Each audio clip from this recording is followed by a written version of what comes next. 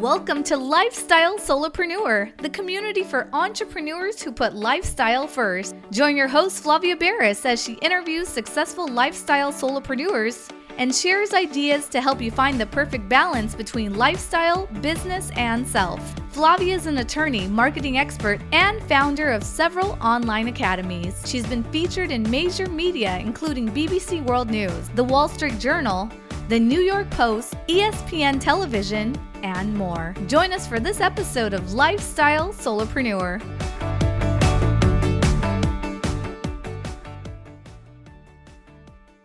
Hey, Lifestyle Solopreneurs. Today we get to meet with Brie Peña and Kristina Cross. They are the founders of Elevation on Tour. It's led by them, two visionary entrepreneurs and leaders dedicated to creating a positive, inspiring, and elevated experience, no pun intended, within the competitive dance industry. Together, they have helped grow Elevation on Tour into a nationally recognized dance competition and convention brand known for its strong community, culture, high energy events, and commitment to empowering dancers both on and off the stage. With a shared passion for mentorship, leadership, and creating meaningful experiences for studios and families, Cross and Peña continue to expand the brand across the country while leading Elevation on Tour's core values of service, integrity, inspiration, and excellence. Welcome to the show, Brie and Kristina. Thank you for having us. We're excited to be here. I'm excited to have you because not everyone who listens to the show knows this, but I used to be in the world of dance myself. I absolutely love the world of dance. It's a very unique little niche, I think, in the world of hobbies or in the world of sports. And you've built a whole career around this. So, I'm assuming you started off at some point as dancers and have grown into what you're doing now. But, that's just an assumption. So tell me a little bit about how you got from zero to where you are now. Yeah, so Bree and I both actually grew up dancing in studios somewhat, and then went on to be drill team, a part of our school drill team, which is a really big thing here in Texas. Each of the high schools, almost every single high school, has a fairly sizable dance team, and it's a really big part of the extracurricular offerings in high schools here. And so we both did that when we were in high school. I am 10 years Bree's senior, so I did that actually in the 80s. And when I graduated, my coach had started a company that was focused on teaching camps to drill teams around Texas. Long story short, I worked for her for quite a long time. Along the way, Brie also was a part of our staff. That's how I met her. And she started working for Crowd Pleasers when she was 18 years old. And eventually I went on to buy out the owner of that company. And when I did that, Brie had been a full-time employee for a little bit for us. And I decided to go ahead and start another brand and do that with Brie. And that was Elevation on Tour, which started in 2018. And we began serving studios, which is kind of a different part of the dance world here in Texas. It's a little different part of the market, but very similar in the way that we serve them, but there are nuances for each. And so we started the Elevation brand just because we wanted to expand into that part of the market. And it's been really exciting. At that time, my kids were dancing in studios. So I had gotten a really good bird's eye view of being a dance mom in that environment. And it really made me want to start to do that ourselves because there were some things that I saw as a mom that I thought could be done better. And so that was kind of the impetus that made us want to start Elevation on Tour. So yeah, we are new to the stage or studio competition side of the business, or newer. We're not really new anymore, that we're going into our 9th season, but we're newer on that side of the business. But we have actually been producing dance events for a really long time. I'm actually in my 38th year of putting on dance events. So it's been a really long and amazing career. So a lot of people listening are not dancers, didn't grow up in the dance world. What does a quote unquote dance event look like in your world and what you work on? Because set the scene for us. What would one of your sort of big events that you put on look like? Who's the audience? How big are the events? And how many of them do you do per year? So I think a really easy way to compare is competitive dance is very similar to competitive sports or select sports or tournament travel style sports. So this is for the dancer that has kind of moved beyond just wanting to do dance as a hobby and recreationally. They're wanting to participate in dance in a competitive way. Our events, we serve hundreds upon hundreds of dancers at every single one of our cities. A standard dance competition usually runs about 2.5 days. So we usually kick off in the afternoons on a Friday, and we dance Friday afternoon through the evening, a full, gosh, probably 12 to 14-hour day on a Saturday. And then we are mindful to try to wrap up our events in the afternoons if it's a really, really large location, early evenings on Sundays, because it is super important to us that dancers after a full competition weekend do get to go home and actually go to school on a Monday morning. So it is definitely a long weekend. However, everything is divided up into divisions and categories. So while the entire event does span a 2.5, almost full 3-day period, dancers are not necessarily there the entire time. They are coming and going as there are different divisions, age groups, and levels that are being served. And are these school teams? Are they freelance teams that get put together at dance studios, or is it soloists? What would this look like on stage for someone experiencing this? So with Elevation on Tour, we are serving the studio market. So these are studio teams that are coming together ranging from, 4 years old all the way through 18 years old, with our sister company, Crowd Pleasers, that serves the scholastic dance world. And so those are school teams that are definitely connected with their typically public high schools, sometimes private high schools, but again, serving dancers of all ages.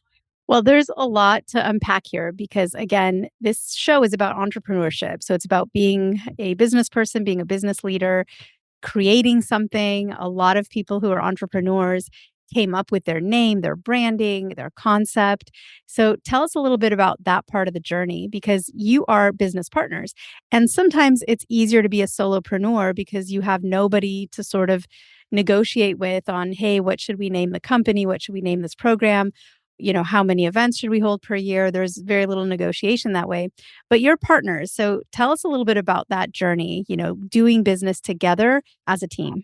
Yeah, so like I mentioned before, Brie and I had been working together for, I'm trying to think how many years it was when we've been working together from the time she was 18 until close to 40, right? For quite a long time, many decades, close to multiple decades. And so for us to start a brand together, we were very familiar with each other and kind of our work ethic and our style of service, the aesthetic that we both kind of like. So it was not your typical venture where you haven't discovered all of those things about one another. It was such a natural fit for us to start this business together just because we had worked together for so long. And we were also, both of us, because we started with Crowd Pleasers when we were both very young, we had been very integral in the development of that brand. And so we had somewhat mastered the art of branding on Crowd Pleasers. So when we got together and started Elevation, that part just really naturally clicked. So it's hard to say how it would be for somebody else, but for us, that part of it was not very difficult. I will say that I think that is one of the things that makes us so successful is that we did have this very long kind of courtship period where we got to work together and really got to know each other. And we knew exactly what we were signing up for when we decided to go into business together. And so I don't know, that makes a big difference. And I know that a lot of people don't have that luxury.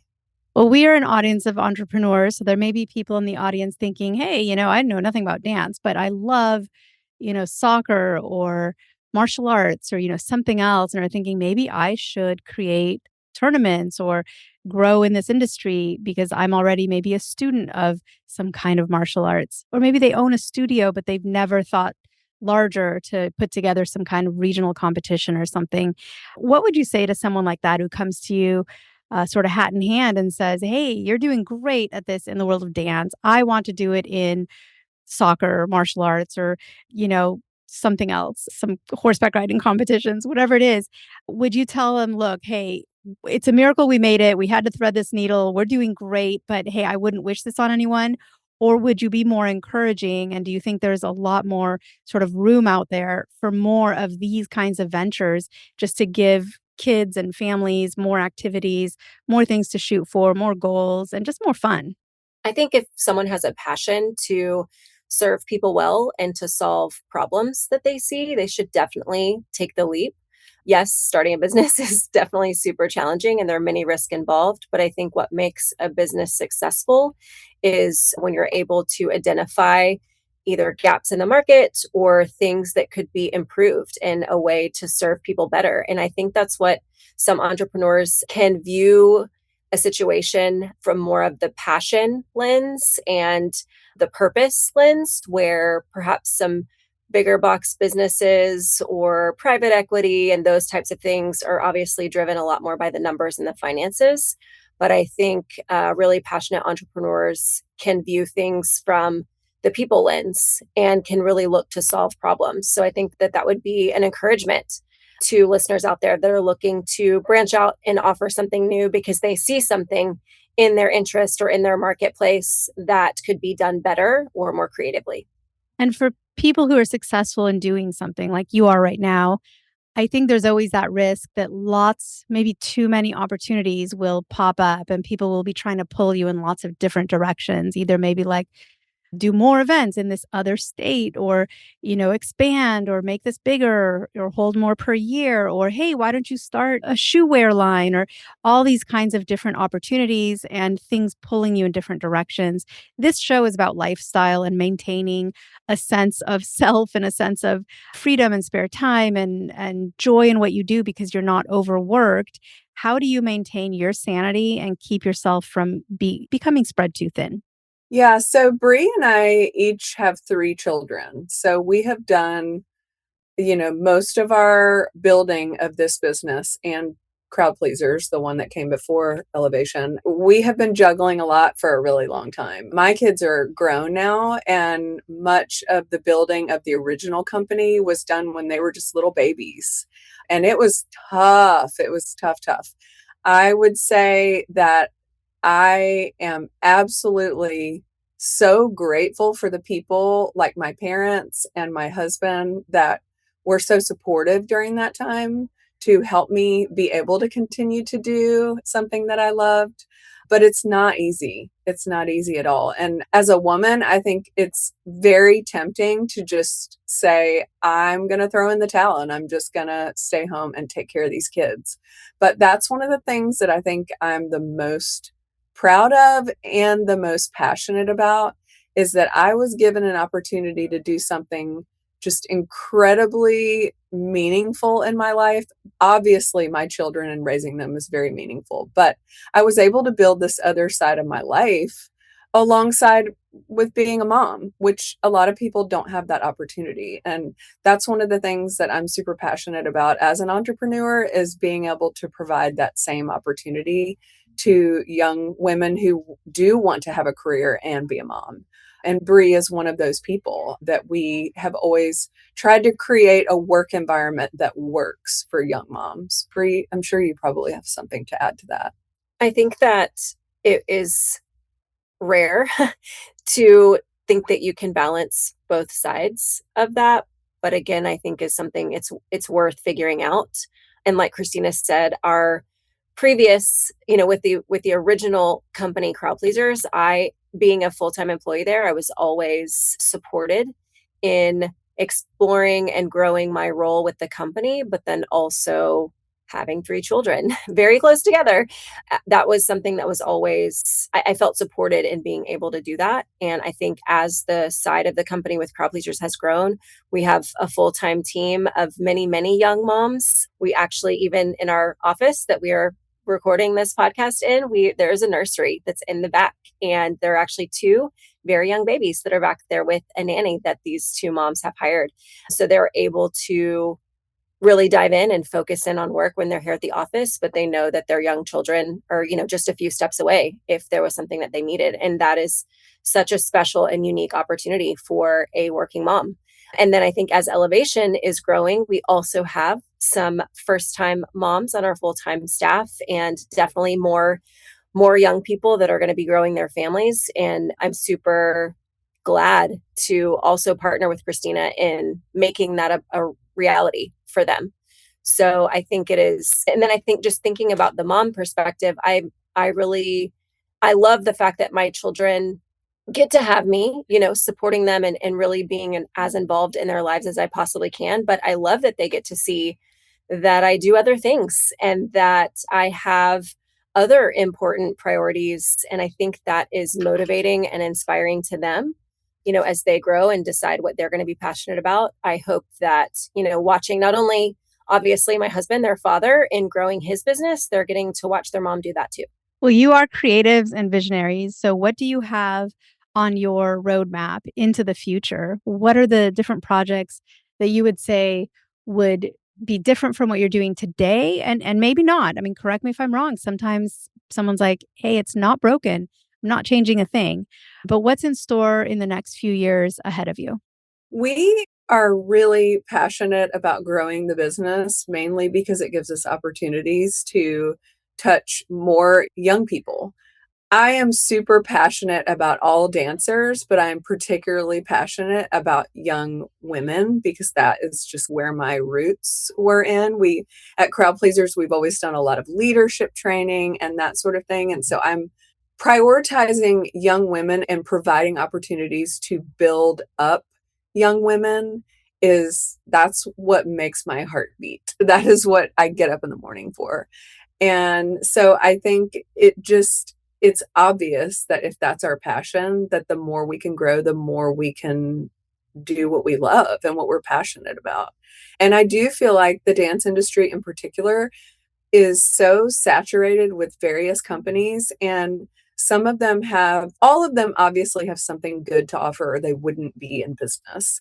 However, I do think that there are also some parts of the dance industry that maybe are influencing young people in a way that's maybe not as positive as others. I'll just say that.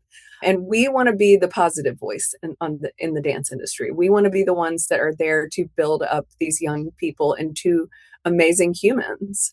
And I just think if that's our passion and that's what we're good at, and we've proven that, then it's incumbent upon us to expand and do it more and go places where they don't maybe have companies serving them that have the same passions. And so I would say, yes, we're going to build, but also I am constantly creating new companies in my brain, constantly, just because I'm always seeing areas of the dance industry in particular that are maybe not being served as well as I think they could be. And so there are all kinds of opportunities that we are faced with. And I'm not going to say no to really any of them if they make sense for us and fit within our core values and our passions. So we're just walking through doors over here. Doors are opening and we're walking through them. I love this story. I love your story, just where you've been, how you got here, but also where you're taking this. And let's face it, we live in a world where a lot of kids are becoming more and more sedentary and they're just kind of on their phones. So they're not needing to move around because really you can't jog and look at your phone at the same time. So I've been seeing it myself. I have a daughter who's in the middle school sort of time frame. And I see just a lot of kids that are just kind of sitting and looking at their phones. And I'm sure there's a lot of video games happening at home. And so just to have your efforts help kids love being active and moving their bodies and also making friends in real life, right? Because when you're on a dance team, Yeah. you're seeing people face to face. You're also like, I mean, I don't want to get too technical for the non-dancers listening, but you do things like you all have to do the same step at the same time. So you're watching each other, you're interacting.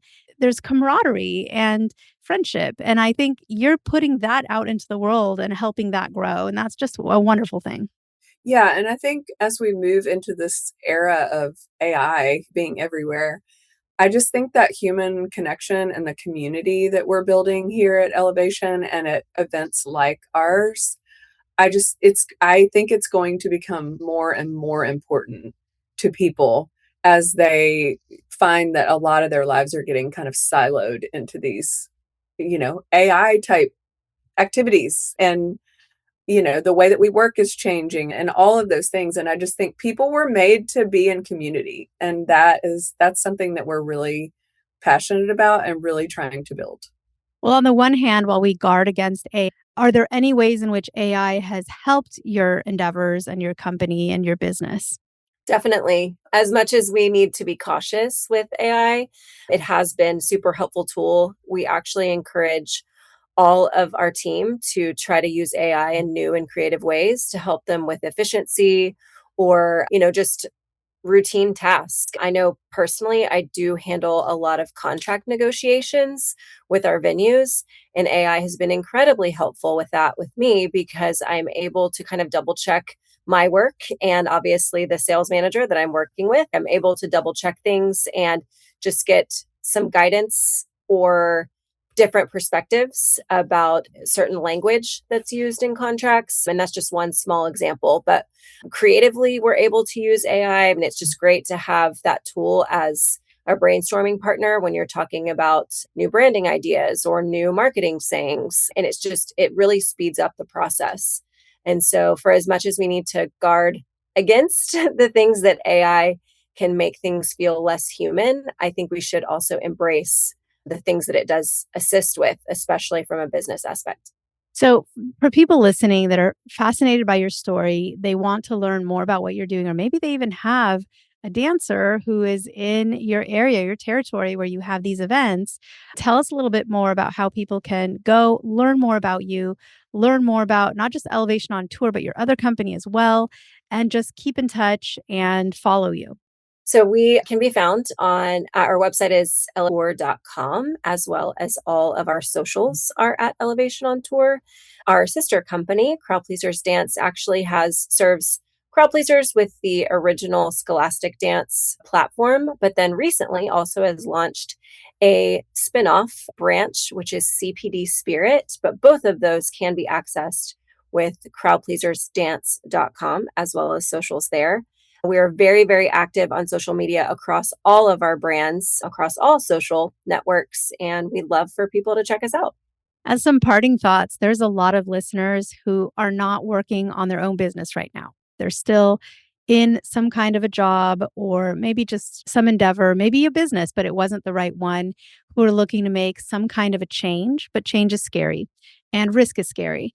So, what would you say as some parting words for the day to anybody that is hesitant or scared or reluctant to take the leap and to do something unique and that they're passionate about? Because, there is a lot of fear around that. What would you say to encourage someone to see your success and the footsteps you've traveled and to get inspired by your journey? Yeah, I think first of all, I will say that every single thing that we do and every new challenge that we take on, we do it very responsibly. We do a lot of research, a lot of market research to find out, what it is that people want and don't want and how we can fill those needs in a way that kind of combines our passions and our core values with that service. And I think as long as you are staying true to yourself and that you can see that there are kind of my rule of thumb is if there are people out there making money doing something that you're passionate about and you know full well that you can do it better than them, then you should probably go for it. Because if they're making money and you know that they're not as good, or maybe that you see some specific key things that could elevate the experience, then there's more than enough room for you in the market. But do it with you use all of the tools that you have to make good decisions and make sure that your timing is right and that your market research has been done and that you're not getting ahead of yourself. We try to grow at a pace that is very reasonable and attainable and not something super lofty that we cannot make good on. Brie, do you have anything to add to that? I think something that's really helped us is utilizing a system of networking and talking to people and learning. I think that's something that's really helped us overcome some hurdles or open our eyes to new opportunities is really spending a lot of time talking to others and trying to always continue learning. I think that's something that has helped us maybe avoid some risk or avoid heading down a path that was maybe going to be not as successful, just because we're always trying to be as in tune with what the dance industry is looking for and what our competitors are doing. I think keeping the learning and the listening as a foundation is super helpful. Well, and the humility. I think that's really, really key. At the core of why we are able to do that is because we don't approach it as if we know everything. The customer is the one that actually knows everything because they're the ones that know what they need. So we've always kind of kept that humility at the forefront, and that has really served us well. Kristina and Brie, thank you so much for all that you do. Those words of wisdom were fantastic and very inspiring and helpful, but also for everything you do out in the world, helping get kids off the sofa and onto the dance floor where they can achieve goals and make friends and just live a fuller life. So thank you for all that you do out there, and thank you for being on the show today. It was a wonderful conversation. Thanks for having us. Thank you. Guess what, lifestyle solopreneurs? If you don't yet have an online business earning you enough passive income to live the life of your dreams, I'd like to suggest you consider trying out Kajabi. Kajabi is an all-in-one solution where you can create and teach online courses, publish a paid newsletter, launch a free or paid podcast, process payments, build one-on-one coaching portals for your clients, and much, much more. I personally use Kajabi to power numerous successful and profitable online businesses. Lifestyle solopreneurs, there's a free trial of Kajabi waiting for you at this link, www.kfreetrial.com. You can try Kajabi for free, no obligation, by going to www.kfreetrial.com. Again, kfreetrial.com, and that K stands for Kajabi. Starting an online business helped me break free from that corporate grind, and I hope it does the same for you. You have nothing to lose and absolutely everything to gain. Thanks so much for tuning in today. Don't forget to subscribe to the show, and see you next time.